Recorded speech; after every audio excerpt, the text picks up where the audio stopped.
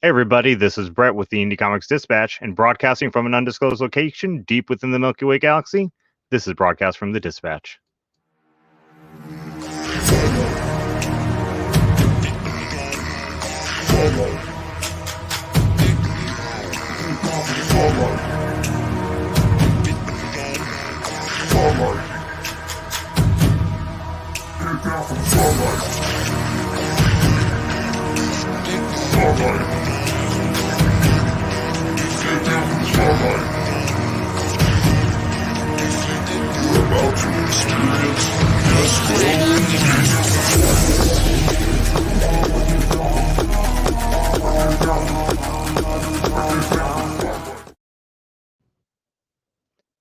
Good evening, sir.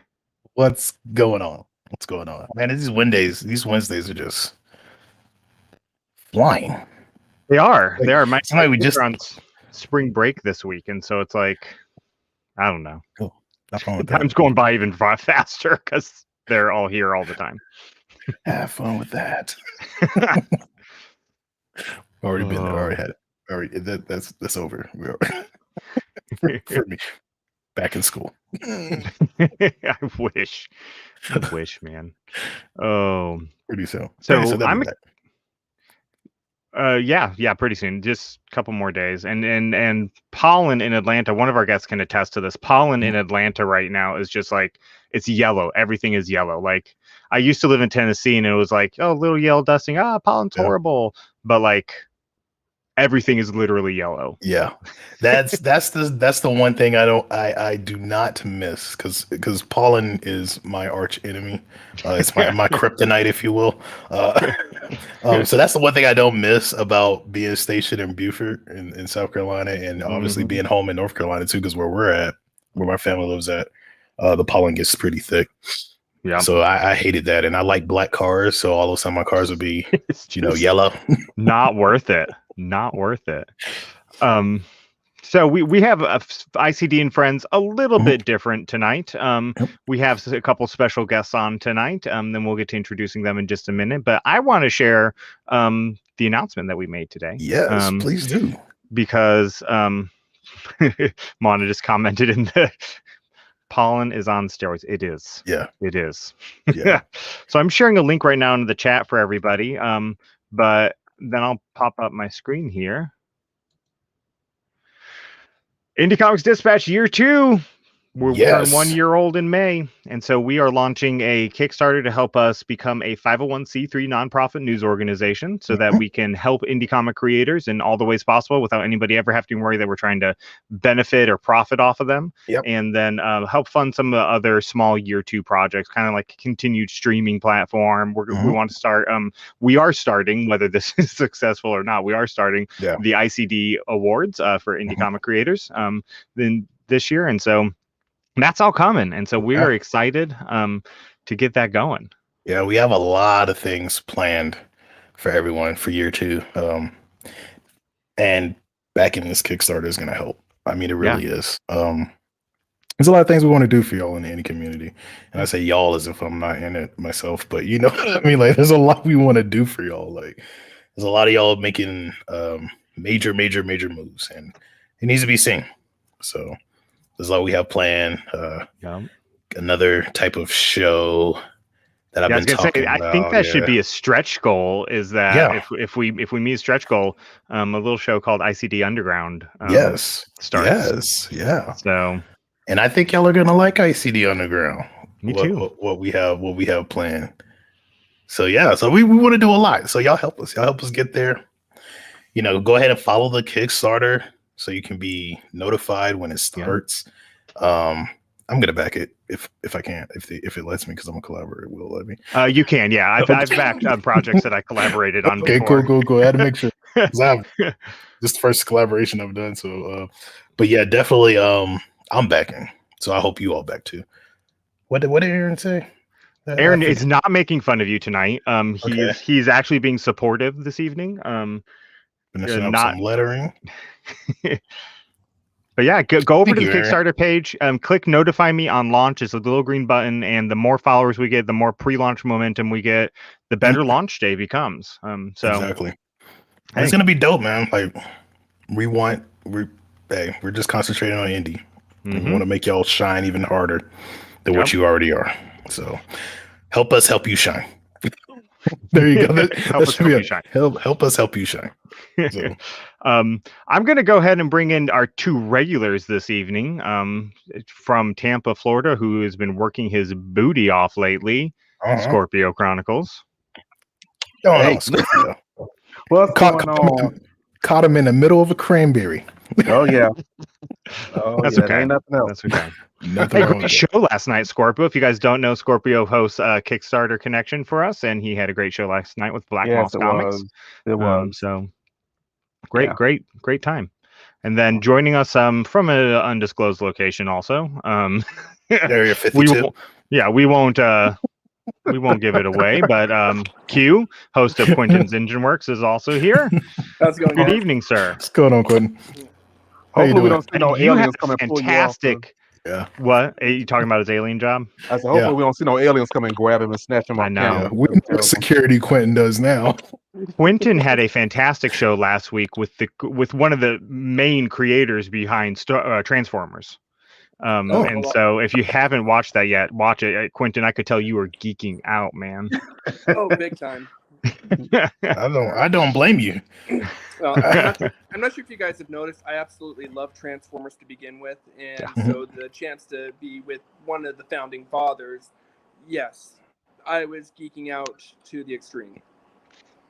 Well, that was also just a great show. So if you haven't watched it yet, guys, go head over to YouTube, Facebook. Quentin's personal page is also there. I think it's probably set on public so that you guys can find it. Stalk his family if you want to. No, don't do that. That's bad. So lucky, Quentin. I would have loved to talk to that. That's awesome. It was like that. Words can't describe how much fun that night was for me. I bet. So usually first Wednesday night of every month, we have ICD and Friends. It's still ICD and Friends tonight, but we're taking a slightly different take. We had the opportunity to have some special guests on tonight, so we jumped at that opportunity. Don't worry, Matt and Aaron will be on the show later in the month, separate shows. We had to separate those two because they're in timeout this month, but they will be on the show later. We're not worried. Do you think it was smart to put them on other shows, though? No. We don't do smart around here. What could possibly go wrong? I know, right? We have with us tonight the honor of having the host of the Moana Nui podcast. Moana McAdams is the editor of the Wildcard Chronicles comic series, author of Fishing Day with Papa Ray, Adventures of, I'm going to butcher it, say it for me. Nakoa and Nohea. Thank you. It's a thing on this show. My mouth doesn't make certain movements very well, and I hate embarrassing myself and others. Children's book series, host of the Moana Nui selling set apart and chosen anthology. Moana is a bookworm and lifelong learner who loves researching and exploring world history and culture. In her free time, Moana enjoys riding her motorcycle, reading, and spending time with her family. Moana, welcome. Hi guys, thank you so much for having me on. I'm really excited to chat with y'all. Well, we're super excited to have you. Yep. Yes. We won't get you in too much trouble. Don't worry. I'm used to it. And her co-host, Dana Morgan. Hello. Oh, sorry. Hello. Dana Morgan is an executive assistant and event planner in corporate America, cosplay, event, and con staff photographer, co-host of the Moana Nui podcast, and voice actor. Dana is an artsy person who enjoys writing and calligraphy, painting, drawing, and more. She continues to drive for her personal development and the betterment of others through volunteering, training, and more. In her free time, Dana likes to spend time with her friends and loved ones, bonding with any of her 18 godchildren and traveling. Oh, wow. Yes, I have 18 godchildren.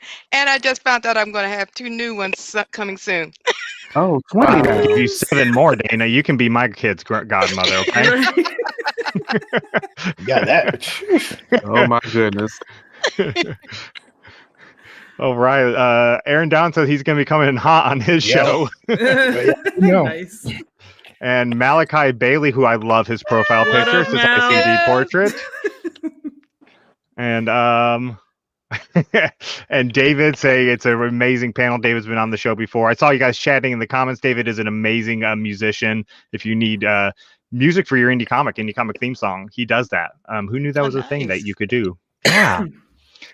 So Everybody, welcome to ICD and Friends. We're going to go through the headlines in just a minute. I do want to remind everybody that if you can't go click the Notify Me on Launch for the Kickstarter link, you can always support us on Patreon, patreon.com/Indie Comics Dispatch, or you can search us in the Patreon app, Indie Comics Dispatch. There's an X instead of a CS in comics. I know we do things weird here.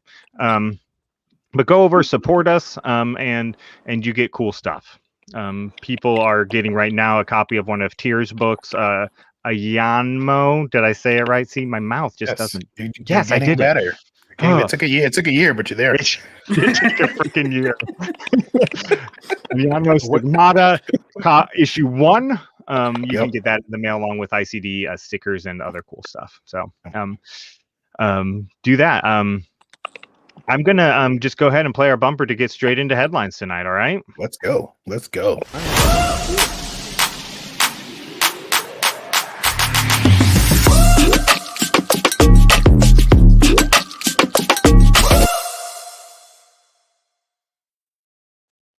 So if you're unfamiliar with the show, were you going to say something, Tier? I was just going to say I'm loving how interactive, like our every time we go to do something, it's becoming. I need some of that for Kickstarter. Yes. No. Oh, it's on my to-do list, Scorpio. It's on my to-do list. Don't you worry, sir.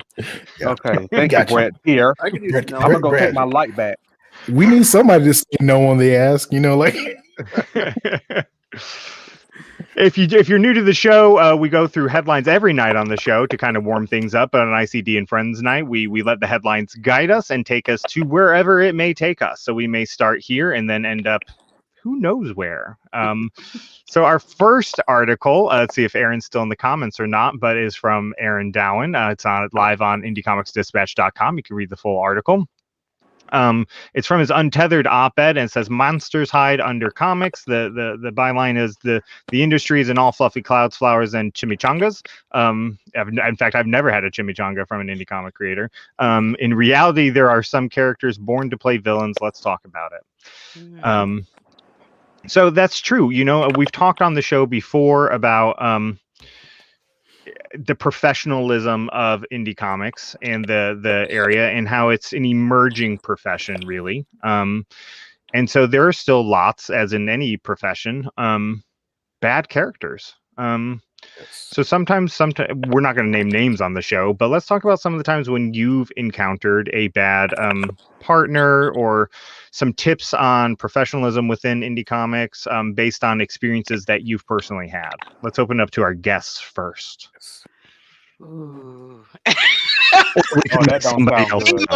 No pressure. That means they have a legal. That means they have a legal pad of Just names. Yeah. Just names. I don't want to name people with either, NDAs, but I feel like this is a super important topic, particularly in the indie creator community, because it's already a huge challenge to be out here, creating and trying to keep your team together and producing quality product and all of that good stuff. And then, I've seen, I'm not going to name names, but some creators who don't always back up what they say, particularly on the Kickstarter platform, right? And they don't deliver. And that is super detrimental to everybody else who's using the platform, because you leave a sour taste in someone's mouth. Yes. It's already kind of a niche platform that not a lot of people understand. Yeah. And so when someone has a bad experience, anytime they see it again, like, nope, not doing anything on Kickstarter because people don't, back it up. So yeah, that's my little thing on that. Yes. I feel that. I echo that in 2 folds, 3 folds, and then some. Juana knows. But my other thing is definitely for, I guess, bad characters is you have to appreciate and credit those that are trying to help build you up and get you to where you're trying to be. No matter what kind of platform you're trying to establish, I know there are people out there that love to get the ideas, reach out to others and get that, but then they will pick and choose what they get. And then you are out in the dust. And then all of a sudden it's like, yes, I created all this and I came up with this. And it's like, whoa, wait. I remember when you were talking to, to Scorpio about that. And so it's one of those that it's like, even if they're not on your board or if they're not any part of the actual project itself, if they contribute in any form or fashion, they should be listed under a list of contributors. At least give them credit for giving you ideas, helping you, because a lot of times we get stuck in areas like, okay, what can I do? And then someone's like, hey, why don't you use this platform? And this is how you use it. And hey, I'll be happy to help you. All those things help make you successful. And if you don't recognize them and give them credit, especially if they gave you an idea that turned your project 180, that puts a bad taste in their mouth too, and makes them not want to work with indie creators, because they're like, I'm a professional, I was trying to be nice, and if this is how indie creators are, I'm just going to stick to the pro world. And that narrows our scope, especially for people that have that experience that we need, that can help us grow our platforms. Right. Yep. All right. I'm just gonna say Dana took my answer, because I don't know how many times this happened to me. Like seriously, like that was gonna be my answer of the things that I've given people ideas, I've given people advice, I've tried to tell.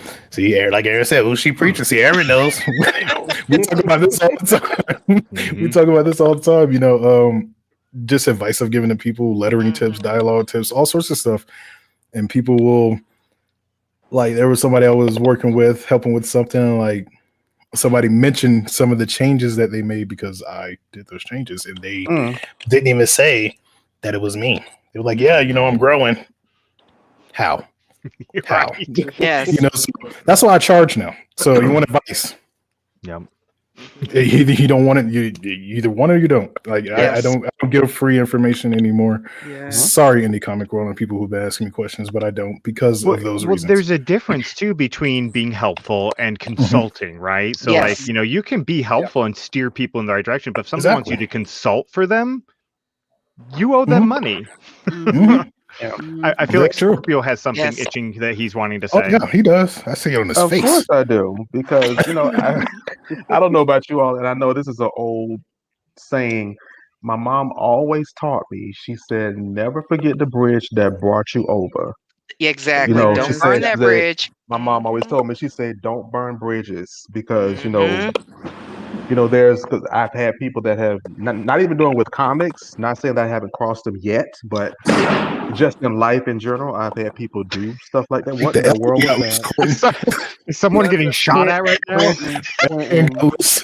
Sorry, I'm just trying to escape. You see how we all kind of ducked a little bit, like the Rancor's trying to get loose. But lock that thing up. Please lock it. Okay. You got a predator trying to escape. Okay, Aaron, fine. You don't have to post any more news. I'm sorry, Aaron. Jeez. Stop. Imagine if he was on the show tonight. No. No. None of us will be able to say anything. No. Quentin, were you wanting to get in? Or do you need to go check the aliens? Yeah. I don't need to check the aliens just yet. I think they'll be fine for a few more minutes. I'm not a writer, creator, or artist like most of the panel is. As a consumer, going full circle back to the Kickstarter thing, fulfill your obligations, or at the very least, give us updates. There's a guy communication. I backed a project almost a year ago, and he's ghosted me. Well, that it might be the same person I know. I don't project get I backed recently that was a while ago now, actually, probably close to a year ago, and the creator is posting very defensive updates, like every now and then, being like, "Well, don't check with me because this is a big project." Okay, sorry. Like I don't get that though. Like I'm not even gonna lie, but with my Kickstarter and Yama Stigmata issue 1, issue 2, like it was later than what I expected it to be. I don't think many people were angry about it, but when people asked questions, I answered. I'm like, I'm trying to get this, I'm trying to find that, especially since I launched it like right at the beginning of America locking down. It was like everything came to a screeching halt. So I'm like, And like what so I don't get why people do that, get offensive and don't talk to me, or I'm sending it when I can. Like, just like, hey, I was always I'm sorry. Like, this is what's going on. Things are stopping. Some of the doors that were open are closing. Yes. I will get it to you. Whenever they're spending their hard-earned money with you, you need to. I would send you a personal message and let you know what's going on. Exactly. You want your product. You don't spend your money. You want your product. But if there's a hold up, stop. Okay, everyone. It takes less than 5 minutes to shoot one out and tag people in it. True. It's very the other end of that spectrum, though, keeping names out of it. Me too. I'm waiting on like 3 from 2008 and prior. Ooh, same here. Same here. Same person. I backed the project, a couple months ago, and 10 days after the campaign ended, I had my digital copy of the book already. Wow. Yep. You must be talking about Miskatonic High. Because he has the fastest turnaround I've ever seen in my life. Brian Lambert, Wingless Comics, I think. Yeah, he did. He just like he was like, Kickstarter's over. Hey, send it out digital. So I'm like, my man. Right now, he does not play at all with it. No. Yeah. I backed the tier where I got the digital and then selfies of him too, where he just sent me selfies. So it was great. That sounds like a special Brian Lambert exclusive. That's right. How much was that one? I don't think Brian takes selfies. I don't think Brian takes selfies. I was blown away. I've had eBay orders that took longer than that to be fulfilled. Yeah, most definitely. Yeah. Well, we're kind of already on the topic, so let's get to it. Instead of saying what we don't like, let's talk about who we do like, people you should be following, and people who maybe. Aaron said that was OnlyFans. I probably did get that confused. Wow. You're probably right. At Wingless Comics on OnlyFans, look it up, guys. Yes, that's right. Hey, make your money. Who should people be following right now that maybe they're not, or maybe they are following? Maybe they are following them, but let's give them a shout out anyway. First of all, you should be following everybody on this panel. Exactly. Not me. Thank you. On all social media platforms, and if they got a Kickstarter. Yep. Not yet. Especially the Indie Comics Dispatch Kickstarter. Y'all really need to be following that. Absolutely. Absolutely. And me. So I know Moana and Dana were making a list before the show. Let's start with y'all. Who should people be following? Go ahead, Dana. Okay. Well, I already said me and Moana probably got some of the same people on the list. So I think we should go like how we do on the podcast. I give one, you give one. I give one, you give one. So yeah. So I'm going to start off. I know. With one that has a Kickstarter going on right now. I am going to be talking about Lumberjack by Morgan Iverson. Issue 2 is on Kickstarter right now, so if you haven't picked up issue 1, definitely give that definitely pull that up and check it out. If you are definitely want a different feel and also the good, the bad, and the ugly of different aspects of the human nature, definitely check that one out. That's a good one. That's actually our first Head Nerds in Charge in Indie Comics Dispatch Indie Pick of the Week today. So we posted that earlier. Nice. Yeah. Yep. Very nice. The one I'll choose is that it's currently on Kickstarter as well by Robert Jeffrey, Fox Chronicles. Yes. It's a really great story, and we had Robert on our podcast last week. So if you want to get to know Robert behind the scenes, what drives him as a writer, and some of the things he's worked on both in indie and in mainstream, definitely check out Fox Chronicles right now. Exactly. And of course, if you also in his entourage that I was going to mention about, since you mentioned Robert, definitely check out Mind to Avenge and Route 3. Those are 2 additional amazing comics. And if you're in the mainstream, check out, he also wrote with DC Comics. So definitely check that out also. But yes, Robert has a plethora of comics that you can check out. So no matter what your taste in comics are, you can find one that he's had his writing abilities to touch. For sure. I'm gonna shout out my sis because there's not a whole lot of females in comics. It's getting better, but we still need much more. But sis Afua Richardson, she's done a lot of work on mainstream, but definitely so excited for Aquarius Book of Myr. I cannot wait for that to drop. And she gave us an amazing interview, so definitely check that one out too. Yes, definitely. Also, since we're going on the theme of female writers, another one to check out, which is indie, had an amazing Kickstarter, and definitely be on the lookout for it, is a comic called Living Heroes by Stephanie Williams. She literally put some of our favorite X-Men characters in the place of the characters from Living Single, and did a whole comic based on that. So you got She-Hulk in there, you got Storm in there, you got all these different amazing characters, and she did an amazing job just having them like they're living, doing their own thing, and also that was a great little one. Check that out. Try to pull that up and just have some laughs and enjoy themselves with it. Very good. All right. Is that y'all's list? There's many more, but we don't want to take up the whole show. We could talk about this forever. Very good. All right. Tier, who you want to give a shout out to? I think it sounds like somebody's either percolating coffee or somebody's typing. That's the alien. The predator is behind Q. That's what it is.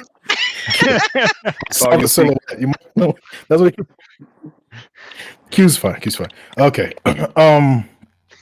So one person that in keeping with the female creators and stuff like that, one person I do want to shout out is LaShawn Colvin. She also just did her Beautiful Soldiers Kickstarter. And that was amazing. Like, she's been a long time friend of mine, and I've been watching her create this massive world, and it's gonna be dope. It's gonna be dope. It's gonna be dope. So she's definitely one I want to shout out for people to follow. I also want to shout out my friend Thomas with Rexon Universal Dominion. I know I shout him out a lot, but he needs that visual, because if you are if you're a mech fan, and which I've been finding, because I have a mech title too, and I didn't know how people would take it, but a lot of people have jumped on it. It's become one of their favorite, because it sticks to those mech tropes and everything with politics and stuff like that. But his universe does it so amazingly well, and I think that if you like mechs, you definitely should pick up his books and read them. Who else? Aaron's not on tonight, but Catalyst. Get behind Catalyst. Let me see. Who else? They all right.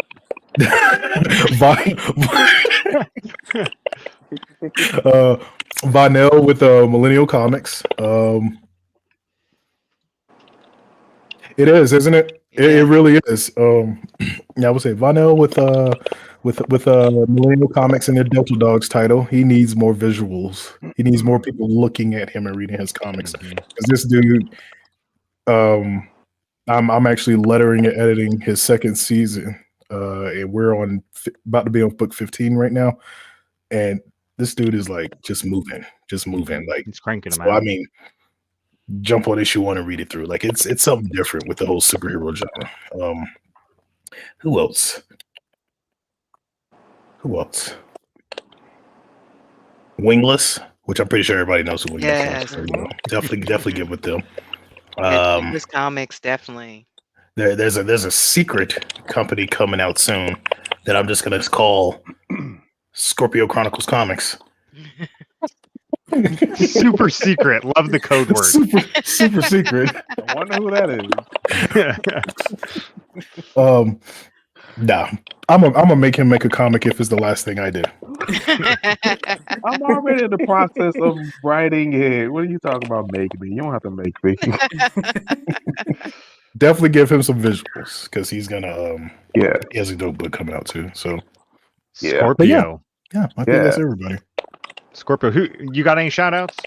Oh, of course. I cannot forget my my Scorpio sister, Dope Girls Comics.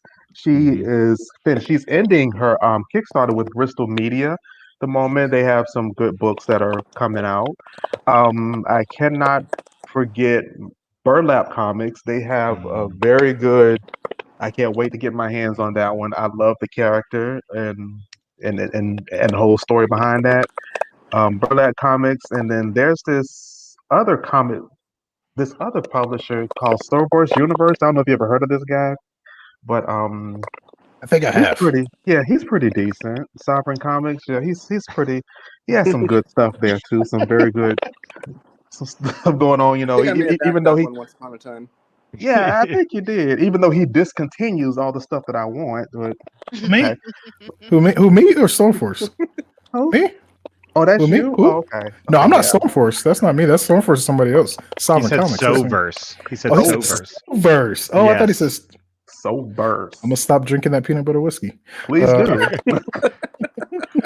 And I cannot forget, of course, Catalyst Comics. Yes. Aaron and Matt, of course. Please forgive me. I just read Everville, and I'm mad because the cliffhanger at the end got me upset. Yes, so we gotta talk about that. 2. Yes, we do. You know what on we. Yeah. Can I say it, Britt? I don't want to say it. Like, you know what on. No, hold off. We'll hold off. Hold off. Q, you got any shout outs? You guys already mentioned it. Brian Lambert, Wingless Comics. I forgot him. Sorry. They're getting ready to have Justice 2 come out, which I'm dying for. That I've been loving everything Justice since the first moment I encountered him a year ago. There's that one. Concrete Comics with Jeremy Lassie, and there's a couple other guys. Lonzo Star, Lonzo Najee. They have The Watchman coming out. It still has on Kickstarter right now. It's got about 2 weeks left on it. I backed that one. Because I've been liking almost everything that they've had come out. So I'm looking forward to see what that one's about. Other than that, pretty much all the indie stuff that Matt and Aaron, of course, that one we already know about. And so I don't really have a whole lot of names that you guys haven't heard of already. It's a little bit more mainstream. I just picked up Hero Hourly from James Patrick. I wrote about it about 2 weeks ago now, and it ended up coming. The first book came out about 2 years ago. It's basically the premise of if heroes were on an hourly on the clock basis rather than the secret identity thing. Oh man, I can see so much comedy coming from that. Like somebody needs saving. I was like, I'm off. It was my shift ended at 5. In one scene, they're in the middle of fighting a monster. Oh, I'm on break now. Good luck. They do. Right. You go. Is that? That one was like $7 or $8. I think that one was from 20. The number 21 comes to mind. I don't remember the full company name though, but 21 is in it. But but where you can find out, you can search for it at indiecomicsdispatch.com and read Quentin's review and learn more about that book. Exactly. Because Quentin writes great reviews. You need to be reading his reviews. Quentin does write great reviews. Moana, I want to hit it back to you for a minute. You have one more shout out. Oh, yes, I have to. I would be so not a good person if I did not shout out my brother, Michael Watson, Freestyle Comics, writer of Hot Shot, Vigilance, and a whole other universe of characters. He also does the Chat and Draw show, which is amazing. Yes. Very talented. He did our branding for our second season of the podcast. Nice. And he's just a great dude. So definitely check out Mike Watson. Yes. Awesome. What you see right behind me, that drawing right behind me, that's what he did for us. Nice. Yes. We're gonna just so you're aware, as I introduce the next one, I'm gonna mute people one by one so I can figure out where that noise is coming from. Am I the only one that hears it, or does everybody hear it? I hear it. I hear it. It sounds like someone's tapping or something. It does. Sound like an SOS. Or an alien is sneaking up on Quentin and talking to him. Look.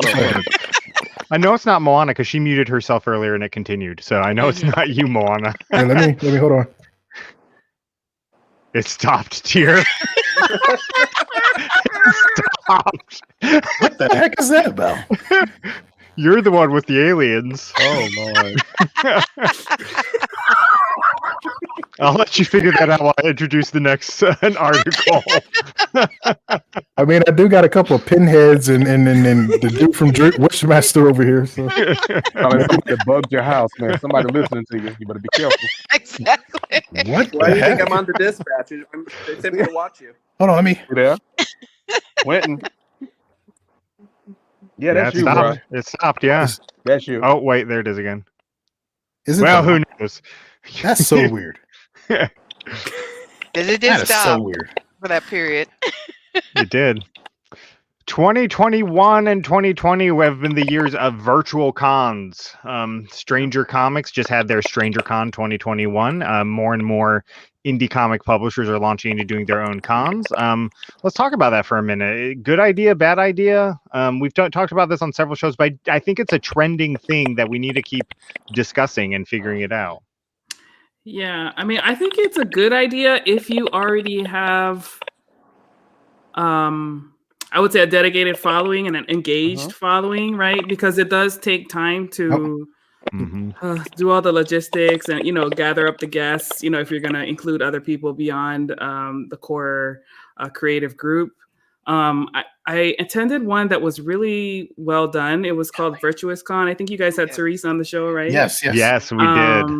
And that was amazing. Like, that was kind of like a nice hybrid between an in-person convention and a virtual, because people could come into your booth and talk to you. Like, the cameras were there, you could have one-on-one conversations. You could do all kinds of things. And it was really cool because you could do sit in on panels too, or hang out. She had like little pods on the side where you could hang out with like other attendees if you guys just wanted to chat and have a conversation. So I thought that was really good. Yeah. And I mean, she teamed up with Dedrin Sneed, who's behind Subsoon, and he helped with that platform. And he used the same platform for his. And I think that is the way to go for the virtual, so you can still have that in-person feel without being physically there. And because, of course, being involved with the cons, it's like especially last year, seeing how some of these in-person cons tried their best to do virtual, but you had the lack of communication. People didn't know scheduling. You didn't know where to go and watch any of these things, because some was like, oh, you watch some of this on Facebook, some of it is on YouTube, and it's just like, okay, what? But like she mentioned with like Subsoon and these cons doing that hybrid version, it had you one spot. You didn't have to bounce between different areas. You went to one room to be able to watch a panel, and then, okay, let me hop out, and then I want to go to this panel, get a little bit from this panel too.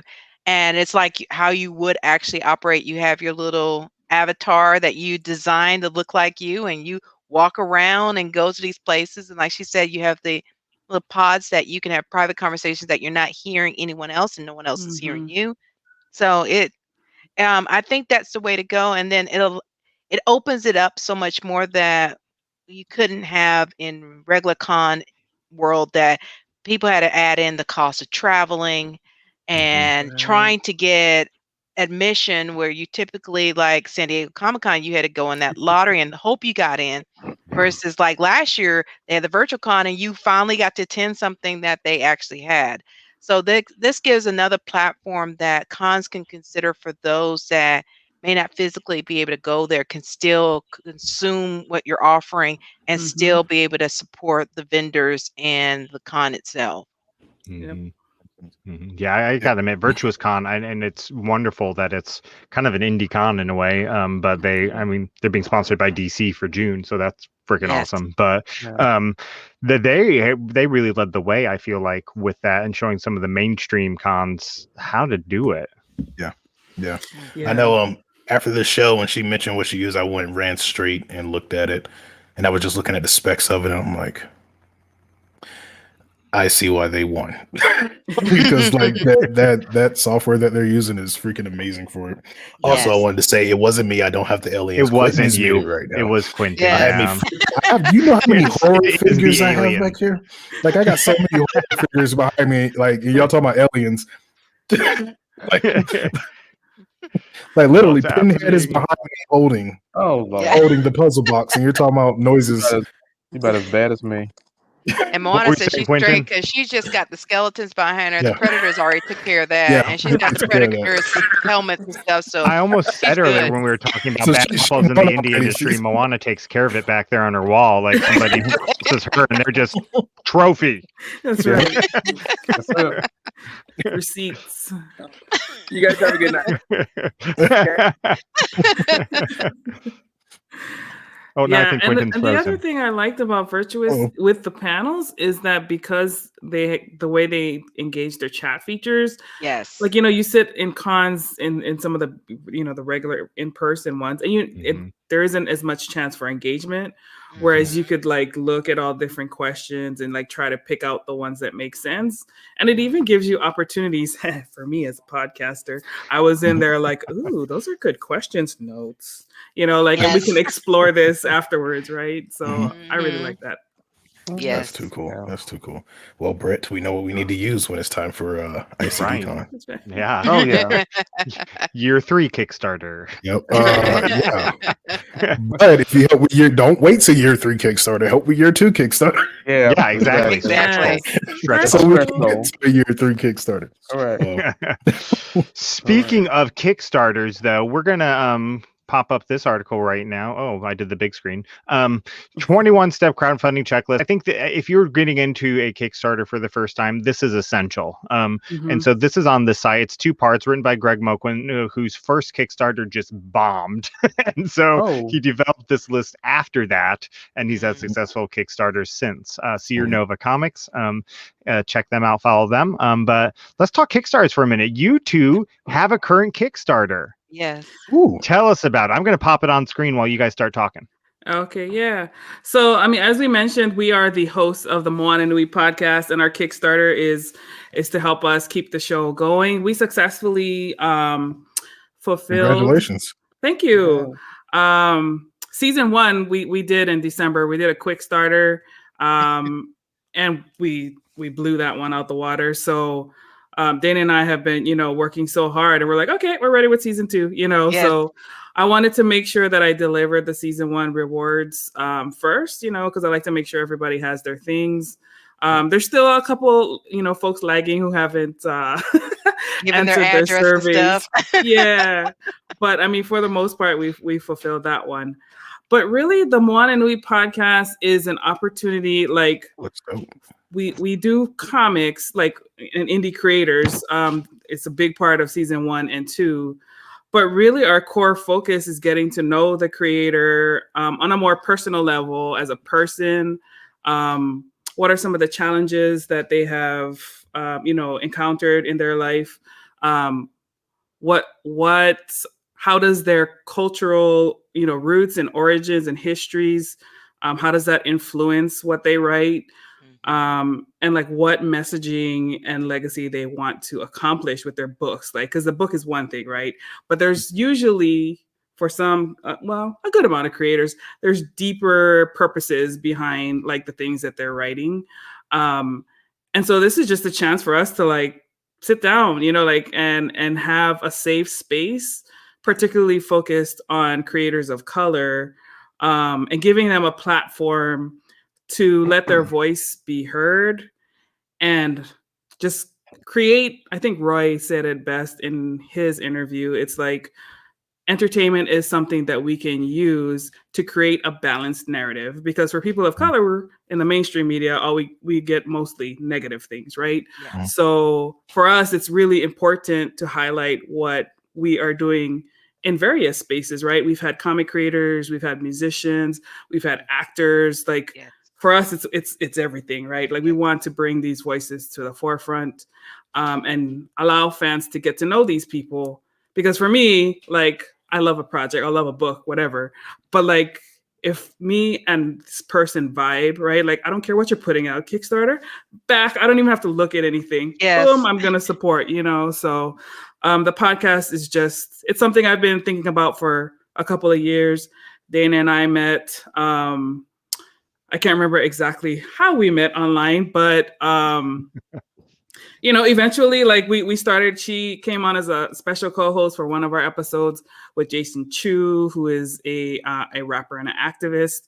And we just kind of hit it off. And since then, she's been helping me grow the podcast, and it's been amazing. And sounds a little familiar here. Yeah, it does. Sounds very familiar. And it's funny that she brought that up too, because right before she did this, we were chatting with another friend of ours about like getting the voices of the indie creators and out there, and we kind of just was chit chatting, especially those of indigenous cultures, and especially those from the Pacific Islands. And we kind of talked about it. It was like, oh, we'd love to do this, that. And then, of course, when the pandemic hit, Moana made that thing happen, and quick, fast, in a hurry. And of course, she knows the stuff I get involved with my job and outside of work. So that's when she kind of was like, hey, and I'm like, oh, here's some people that you can look at for the podcast, this and that. And she was like, oh, you can, how about you co-host with one of these? And then it just kind of went from there. And then, of course, me and her, just like I said, we have that vibe. And of course, we're both from Hawaii. So we had that additional vibe on top of that, and just continue building this platform to really expose, like she said, those voices, especially for people to see these creatives that most people didn't know, like Mog Park.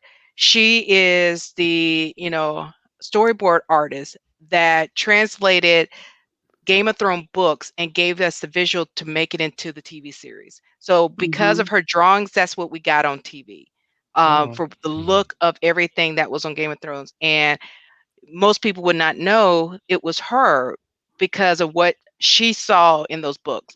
So giving that someone like her and these people that made a huge impact in the geek culture, you find out this is the person who made that visual happen. Yes, That's absolutely. Really cool. Awesome. That's really cool. The pandemic has sparked so much creativity. If anything positive came from it, it's that people are sitting at home and realizing they can do what they've always dreamed to do, and I think that's freaking fantastic. Yes. So I'm going to pop it up here. Drop the link in all the chats. If you guys haven't backed it, you should. If you've seen on my screen, I'm a backer. I can manage my pledge right now if I wanted to. Thank you, Brett. You're welcome. I did the digital books catch up because I was interested in all those books and I want to read them all. And so, guys, this is a great thing.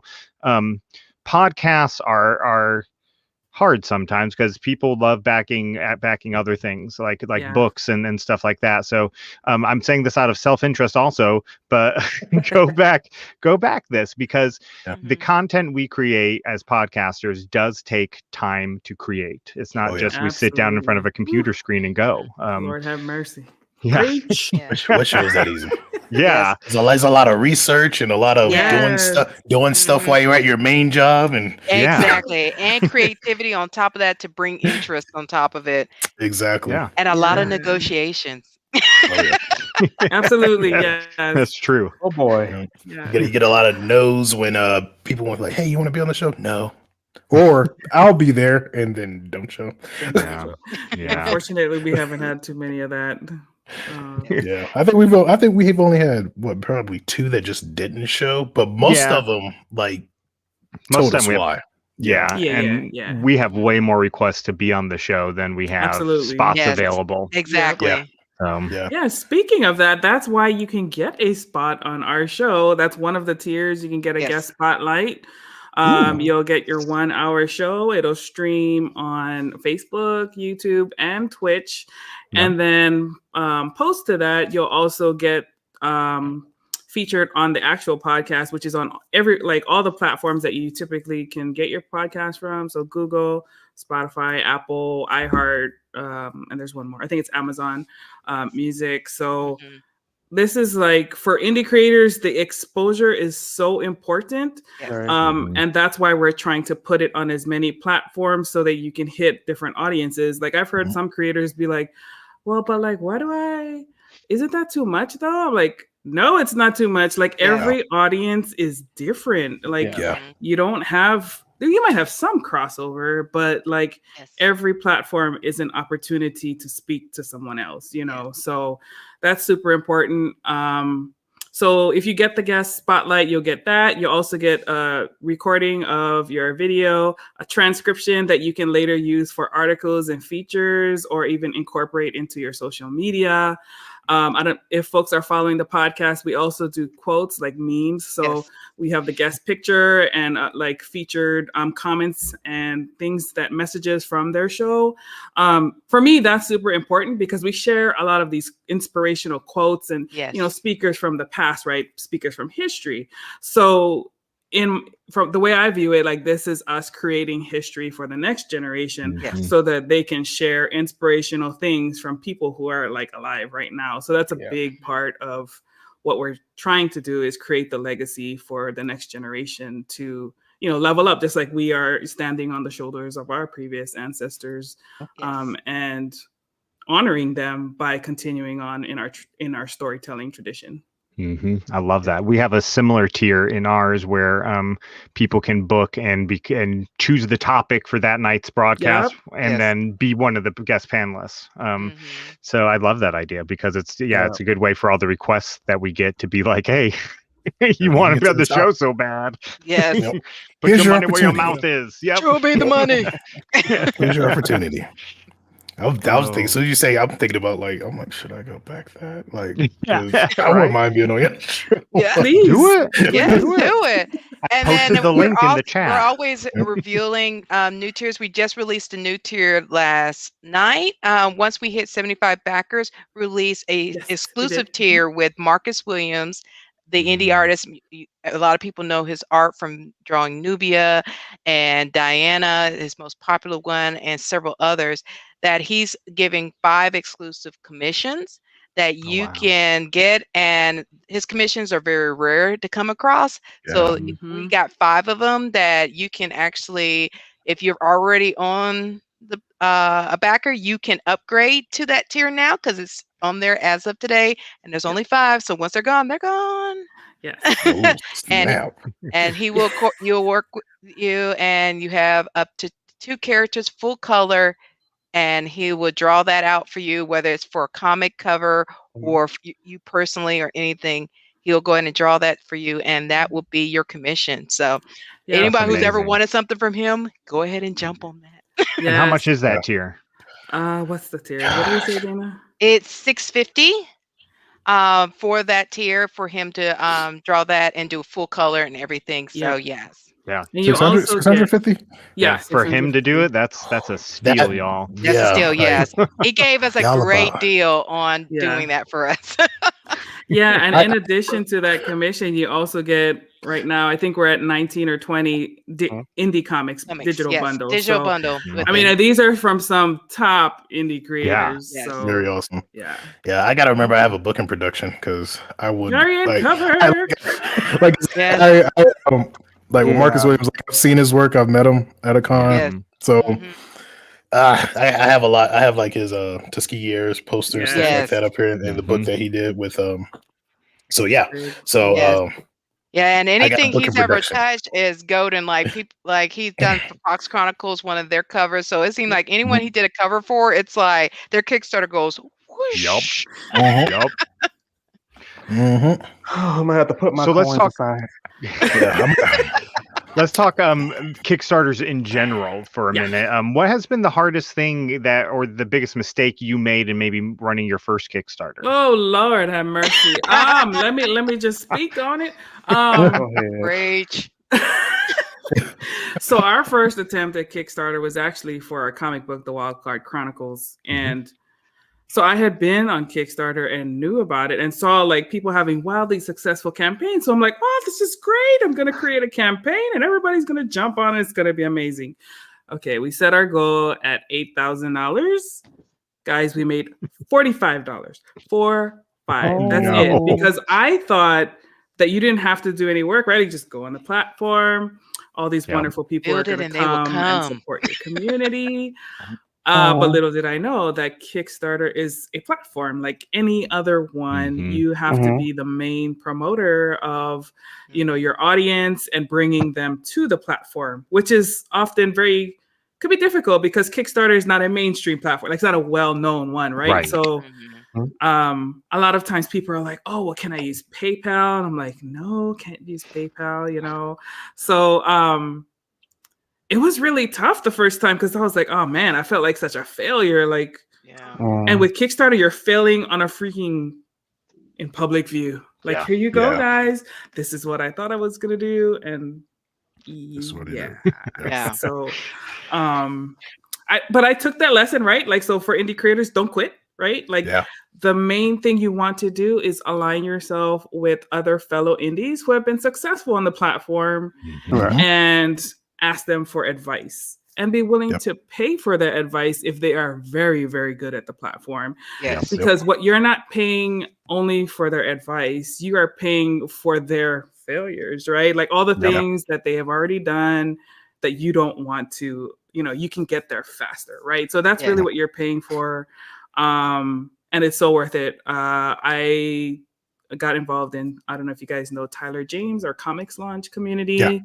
He's super supportive, and I learned so much from them. And ever since I did that, we came back on the platform for issue 2 after spending lots of money on issue 1 by ourselves. And then we successfully, we funded issue 2.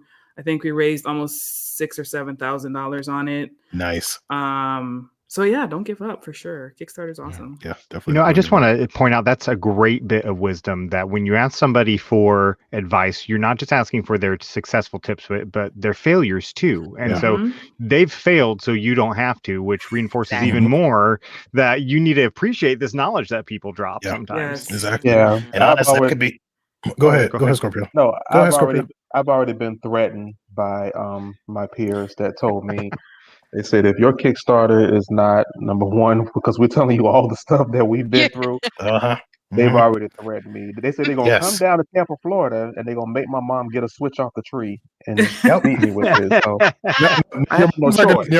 your mom's not gonna get the switch. She's gonna tell you to go get the switch because she's gonna be mad too. Tell me to go get the switch. And my mom agreed with them. She said, "Yeah, I'm gonna get you if you mess up on." I'm just like, it's my first time. They don't a little switch either. Don't come back with a small switch either. Oh no, I gotta come back with the right one. Yes. I know. Like, if we're talking mistakes for me. I know for me, even the Kickstarter that I had, even this Kickstarter funded, right? But I still consider it a fail and a mistake, not because it didn't reach a whole bunch, but because of what I did with it. And I'm about to drop another failure, even though the Kickstarter was successful. So go back to Indie Comics Dispatch Kickstarter to pay for this, and also go back their Kickstarter to pay for this too. But what I did was I messed up introducing a book that not too many people heard of, and I did issues 1 and issue 2. And I know a lot of people were like, well, how is that a mistake? What I figured out is because the book was never introduced with the issue 1, or no one ever saw issue 1 Kickstarter, most people weren't too eager to jump at the bit, Some people did, but they weren't really. They were like, I don't know this book. I haven't even read issue 1, so why am I going to back your issue 1 and your issue 2? Because what if I don't like issue 1? I'm definitely not going to read issue 2, and then I'm out of money, So that was one of the things that I learned. That's the reason, like with Cypher Team, even though I do have 2 issues done, and we're going to be working on issue 3 here soon, I did issue 1 first, and then I'm gonna do issue 2 in May 1st, so that people can get it and read it, see if they like it, and then decide, oh, okay, I'm gonna go back issue 2 because I know what issue 1 is like. Not to mention it was stressful as fuck. Yes. trying to deliver 2 books, man. Like like for me, because I'm the only person that I'm packing all of my stuff, I'm shipping all. Like I don't have a team of packers and shippers and stuff, or send it to I forget what they call them, but some people use folks and let other folks do it for them. Like I don't fulfillment firms. The fulfillment firms and stuff. Like I don't do that. So I'm doing everything myself. So that was stressful. One of the second issue, we were close to being finished when I launched, and we hadn't finished it yet. And like I said, I launched it right when America decided to close down last year. So that even made it even more stressful. And the whole time I'm just like, I should have just went with issue 1. Like I bit off more than I could chew trying to go for both issues. Which is the issue 1, make money from that, use that money on issue 2, and then launch issue 2. Well, that brings up a good point, Tier. I've heard this question asked multiple times, and you guys who are comic creators and have done this, maybe I'll tell you, is there wisdom in doing more than one book at a time on Kickstarter, or should you stick to one book at a time? Tier, you said you didn't have a good experience with it. I didn't. I would say if you're starting, like for me, I have multiple titles, which most folks know. So if you have multiple titles, or if it's your first book, and if you do have issue 2 done, I would recommend starting with issue 1, just to see the feedback you get from that. You know, see how well the Kickstarter does. See if people like the book. You know, and then if everything goes well, then after you fulfill it, drop issue 2. There's a lot of things you're going to be beating with that, because there's less money you got to spend on prints, less money you got to spend on shipping, because when you start adding multiple books, that shipping gets bigger. So like more money. Like I just shipped a package to the UK today. It was $54. Yes, the international. Lord. So oh, that's another mistake. Shipping. Holy crap. Ladies and gentlemen, the king of shipping. Yeah. And like we did a whole show on it here. Yeah, we did. Like I know, I'm just saying, like when you're Kickstarters, please, for the love of everything holy, gauge your shipping correctly. I was wondering why I was getting so many overseas backers. Then when I went back and looked, I'm like, wait a second. This I charged them $5. That's why. It, like for some of it wasn't even that bad. Like the one I paid $54 for, that I shipped, it was close. His shipping was close to that, but it wasn't the exact. So I would say do your research on that, because I've really been researching into the pricing. So I know with this last Kickstarter, some people were like, yo, what happened to shipping? It went up. I'm like, well, shipping's expensive. Live and learn. Yes. And I learned a lot. Moana, what are your thoughts on multiple books? Multiple books, I would say it really depends. If it's your first Kickstarter, I agree with Tier. Go with just your first issue 1, and as you build up on the platform, like you can become like Russell Nolte, who's like the beast of multiple books. But that all comes with time and consistency and trust that you're building with the backers, because every campaign is like a chance to prove yourself again and again. So I wouldn't bog yourself down in too many books. Focus on the one. And another tip is to give previews, like a link to a free preview, whether it be a first 5 pages or whatever, so people can kind of like whet their appetite on what the book will really be. And if they like it, they're going to back it. And if they don't, then it's okay, because they might not have backed anyway, but at least you gave them a chance to, to see what you have. That would be the main thing, is to have the preview and also have most, if not all, of your book done. It kind of depends. Some people can and some people can't. But if you don't have your entire book done when you're ready, be sure to add buffer to your schedule and make sure that your team is ready to like deliver on time, so that you're not influencing, negatively setting up a perception for yourself and your brand, especially if it's your first one. Exactly. So I am going about it the right way by taking my time. Yes, absolutely. Yes. So I'm working on my first one right now. I said the second one I'll make sure that it come out on time, but I'm not gonna stress myself out. Gotta make sure it's right. Yeah, patience is I'm sorry. Go ahead, Mona. You go ahead. Okay. You go ahead. I was just gonna say, make sure you're promoting your project. Like as you're creating, like let your people know, like, hey guys, I'm doing this. My Kickstarter's coming up in X months, right? Like like most people who are experts at this will say, make sure you're promoting like 6 months out from your Kickstarter. This is why we say Kickstarter is a beast, because it's not just the period of the campaign. It's the pre-work and all, you're already creating, right? And trying to keep it in people's mind. I'm not saying put everything on your timeline be about your project, but drop it in there again. Like, oh yeah, just let you guys know, here's what I'm working on. This is where we're at. Or ask questions, like if you're not sure what to offer in the reward tiers, ask people like, hey, I'm working on this. Do you think we should do this or this? And then see what people say, right? Like it's all research, it's all experimentation.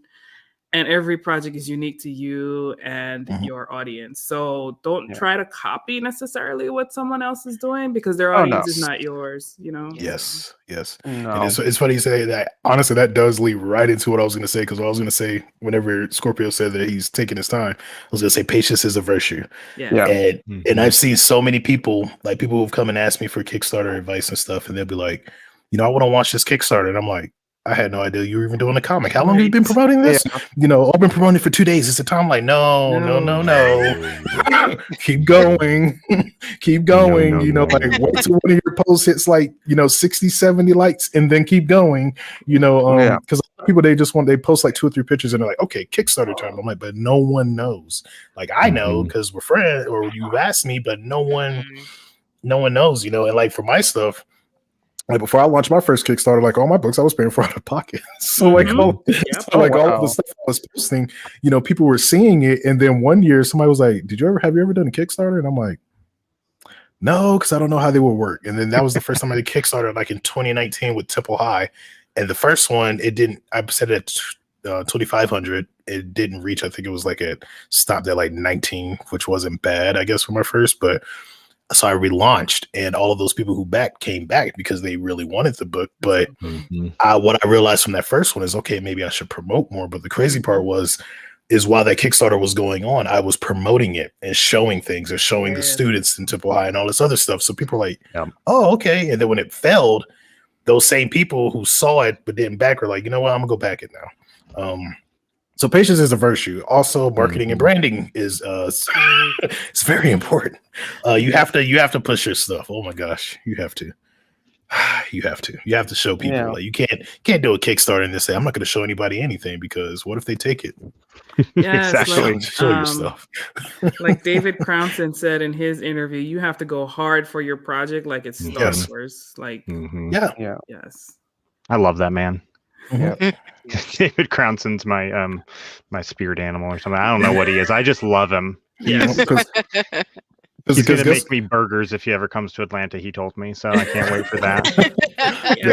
He's a fun dude. We had him on the show. He's a fun, happy dude. He is. So, but it's funny that he says that, you know, because it makes sense, because you'll see people who will have a project and they'll go hard in the paint for X-Men and, you know, Star Wars, and they do all of this stuff and they'll fight over things. But it's like, but what about your project? Oh, I don't want to show anyone. Like, nah, like for me, like when I do this Cypher, I'm gonna say it on the show. When I do the Cypher Team issue 2 Kickstarter, one of the stretch goals is gonna be me cosplaying as one of the main characters. Yes. Ah, nice. So I'm gonna see how many people try to get us there. Hey, look at Scorpio. Scorpio was like, I'm about the top tier. I will do we get to do pick the character? Do we get to pick the character that you cosplay? Well, no, it's gonna be the character that people say I look like. You know who he is. Yeah, I know who he is. Yeah, everybody's like, is that you? Guys, we are coming up to the close of the show. I want to give Moana and Dana a chance to plug their podcast and their show one more time. Guys, tell them where people can find you. Tell them where they can get the Kickstarter. Hey everybody, you can find our Kickstarter www.moananuipodcast.com or at the link that Brett just put up there. We just unlocked 3 new digital comics for folks, all backers, anybody back at any level. You get 3 new comics. And we also unlocked the Marcus commissions. So definitely check it out. We got more that we have planned. So come on through. Exactly. And definitely follow us so you can be kept updated on our podcast. We have a panel tomorrow at 7 p.m. called Code Switching POCs in the Corporate World. We have a great lineup of various panelists that are going to talk about that topic. And then at 8:30, we have Jarvis Sheffield that we'll be talking to. That will be on at 8:30. So you can follow us on Facebook. You can follow us on YouTube, on our Twitch channel. And then also, you can also, like I said, just follow either one of those. You'll get the updates on any upcoming podcasts or anything we have going on. And definitely, like Moana said, definitely support the Kickstarter so we can have great content. And as far as the whole cosplay thing, do it. As Moana knows, we put that as an incentive. If we got to a certain number, I was going to I told everybody I was cosplaying yesterday, and I did it. I cosplayed for our episode with Morgan Iverson about his Kickstarter, and I went ahead and we revealed me in cosplay. So do it. You'll be surprised how many people will back it just to see you cosplay. I love it. I love it. The cosplayer friends too have been trying to get me in the cosplay. Yes. So when I drop that bomb, they're gonna be like, "What does it take to get 10,000?" I gotta buy the cosplay. No. Well, everybody, They will thank you. Man. Yeah. Moana, They Dana, will do it. thank you for being here tonight. Scorpio Tier, Sure. pleasure as always, gentlemen. Quentin had to Always, run. always. The base was getting overrun with aliens. He texted me. He's okay. He's safe. Okay. Okay. He is Good. That's actually had to great. get off his lunch break. But next week we have the winners from the Tales from the Dispatch anthology contest on, and we'll have a special announcement about the release date for both volumes of Tales from the Dispatch. Also, look Very for that cool. next week. That's next week's show. And we have a fun, full lineup this whole month. Check out the Indie Comics Dispatch social media channels for our schedule. Tune in every Wednesday night, 8:30 p.m. Eastern. Or if you're listening to this on podcast, hey, that's cool too. We like our podcast listeners. Like, rate, and subscribe. Yes. So, guys, thank you again for a great evening. Yes. Thank Dana, you. Moana, thank you guys again. Love getting to meet you. Realize Dana and I are practically neighbors. We Yes. live in the best indie comic county in the country, Yes. apparently. And, Even though we're covered in pollen snow, but you know. pollen. And nobody believes me. Like my friends from Tennessee are like, "Oh yeah, it's so bad here," and I'm like, "No, it's not. Like you've No. not seen bad." Not Anyway. Georgia's bad. Yeah, you literally will clean your car off, and the next day it's like, It's yellow again. Right back. Yep. Yeah. What's the Yes. point? What's the point? Anyways, everybody, thank you so much. Everybody out there listening, thank you. We'll be back next week. Thank you guys. Bye. Take Take it care. easy.